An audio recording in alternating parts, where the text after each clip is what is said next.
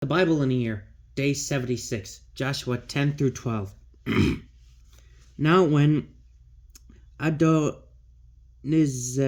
king of Jerusalem, heard that Joshua had captured Ai and put it under the ban, and had done to that city and its king as he had done to Jericho and its king, that the inhabitants of Gibeon had made their peace with Israel, remaining among them, there was great fear abroad, because Gibeon was a great city, like one of the royal cities, greater than Ai, and all its men were warriors. So Adonizedek, king of Jerusalem, sent to Hoham, king of Hebron, Piram, king of Jarmuth, Japhi, king of Lachish, and Debir, king of Eglon, with this message: "Come and help me attack Gibeon, for it has made peace with Joshua and the Israelites."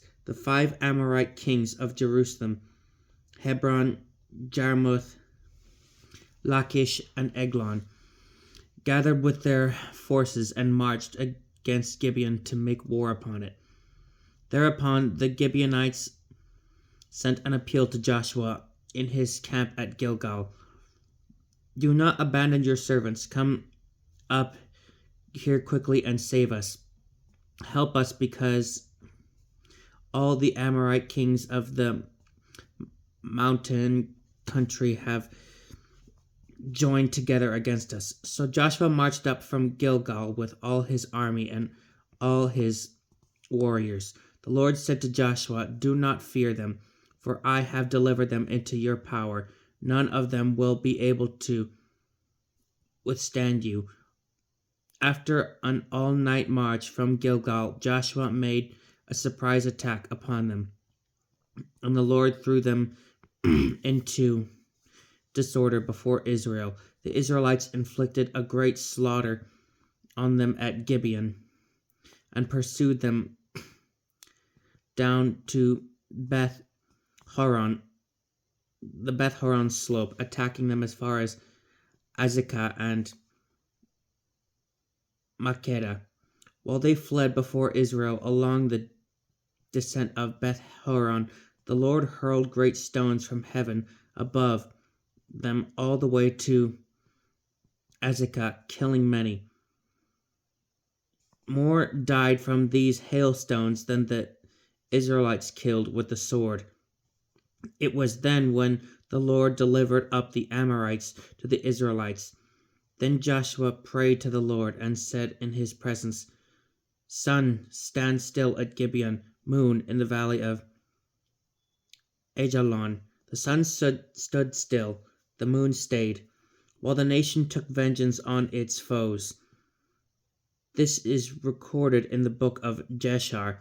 The sun halted halfway across the heavens.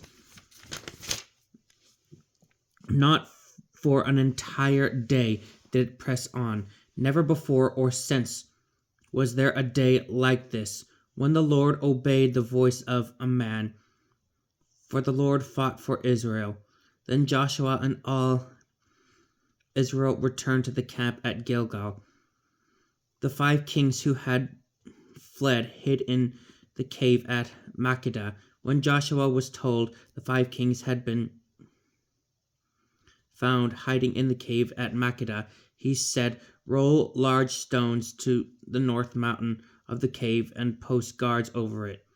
But do not remain there yourselves. Pursue your enemies and harry them in the rear. Do not allow them to reach their cities, for the Lord your God has delivered them into your power." Once Joshua and the Israelites had finally inflicted the last blows in this very great slaughter, and the survivors had escaped from them into the fortified cities, all the army returned to Joshua and the camp at Makkedah in victory. No one uttered a sound against the Israelites. Then Joshua said, "Open the mouth of the cave and bring me those 5 kings from the cave." They did so. They brought out to him from the cave the 5 kings of Jerusalem, Hebron, Jarmuth, Lachish, and Eglon. When they brought the 5 kings out to Joshua, he summoned an army of Israel and said to the commanders of the soldiers who had marched with him, "Come forward and put your feet on the necks of these kings." They came forward and put their feet upon the necks. Then Joshua said to them, "Do not be afraid or dismayed. Be firm and steadfast. This is what the Lord will do to all enemies against whom you fight." Thereupon Joshua struck and killed the kings and hanged them on 5 trees, where they remained hanging until evening. At sunset Joshua commanded that they be taken down from the trees and be thrown into the cave where they had hidden. Over the mouth of the cave large stones were placed, which remain until this very day. Makkedah too Joshua captured and put to the sword. At the time he put the city, its king, and every person in it under the ban, leaving no survivors. Thus he did to the king of Makkedah what he had done to the king of Jericho. Joshua then passed on with all Israel from Makkedah to Libnah and attacked it, and the Lord delivered it with its king into the power of Israel. He put in it to the sword with every person there, leaving no survivors. Thus he did to its king what he had done to the king of Jericho.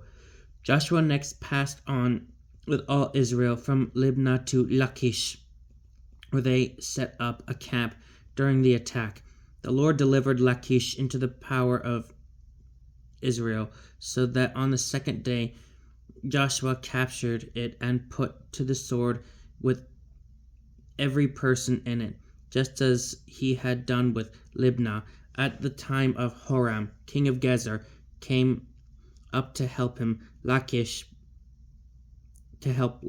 but Joshua defeated him and his people, leaving him no survivors. From Lachish Joshua passed on with all Israel to Eglon, encamping near it. They attacked it and captured it in the same day, putting it to the sword. On that day he put it under the ban, every person in it, just as he had done at Lachish. From Eglon Joshua went up with all Israel to Hebron, which they attacked and captured. They put it to the sword with its king and all the cities and every person there, leaving no survivors. Just as Joshua had done to Eglon, he put it under the ban and every person in it. Then Joshua and all Israel turned back to Debir and attacked it, capturing it with its king and all its cities. They put them to the sword and put them under the ban, every person in it, leaving no survivors. Thus he did to Debir and its king with all he had done to Hebron, as well as to Libnah and its king. Joshua conquered the entire land, the mountain regions of the Negeb, the Shephelah, the mountain slopes with all their kings. He left no survivors, but put under the ban every living being, just as the Lord, the God of Israel, had commanded. Joshua conquered them from Kadesh Barnea to Gaza, and all the land of Goshen to Gibeon. All these kings and their lands Joshua captured all at once, for the Lord, the God of Israel, fought for Israel. Thereupon Joshua with all Israel returned to the camp at Gilgal.